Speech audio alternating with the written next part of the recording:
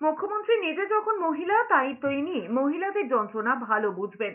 মুখ্যমন্ত্রী মমতা বন্দ্যোপাধ্যায়ের মন্তব্য নিয়ে রাজ্যপালের মানহানি মামলায় আইনজীবী সৃঞ্জয় বসু তাঁর বিবৃতিতে এমনটাই বলেছেন। মাস দুয়েক আগে রাজভবনের এক অস্থায়ী মহিলা কর্মী হিয়ার স্ট্রিট থানায় রাজ্যপাল বোসের বিরুদ্ধে যৌন হেনস্থার অভিযোগ দায়ের করেছিলেন।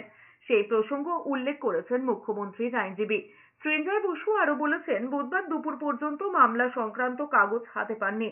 তিনি আরো বলেছেন, এই মামলা দায়ের আসলে রাজ্যপালের রাজনৈতিক বিষয় চরিতার্থ করা এবং বিধানসভা উপনির্বাচনে জয়ী দুই তৃণমূল প্রার্থীর শপথ গ্রহণকে বিলম্বিত করার চেষ্টা।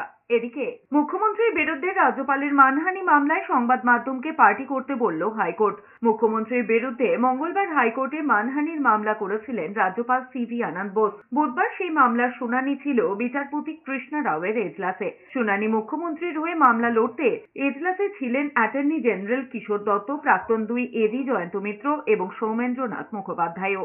অন্যদিকে রাজ্যপালের হয়ে মামলা লড়ছেন কেন্দ্রের deputy solicitor general Dhiraj Trivedi. রাজ্যপালের আইনজীবী আদালতে জানিয়েছেন, মুখ্যমন্ত্রীর বক্তব্যে রাজ্যপালের ভাবমূর্তি নষ্ট হয়েছে। রাজ্যপালের সঙ্গে কি মন্তব্য করেছেন তা ভিডিওই দেখা যাচ্ছে। এরপরেই সব সংবাদ মাধ্যমকে মামলায় পার্টি করার নির্দেশ দেয় হাইকোর্ট। এই মামলায় মমতা বন্দ্যোপাধ্যায় ছাড়াও তৃণমূল মুখপাত্র কুণাল ঘোষ এবং তৃণমূলের দুই জয়ী প্রার্থী সায়ন্তিকা বন্দ্যোপাধ্যায় এবং রেয়াত হোসেনকেও যুক্ত করা হয়েছে। বৃহস্পতিবার সেই মামলার ফের শুনানি হবে।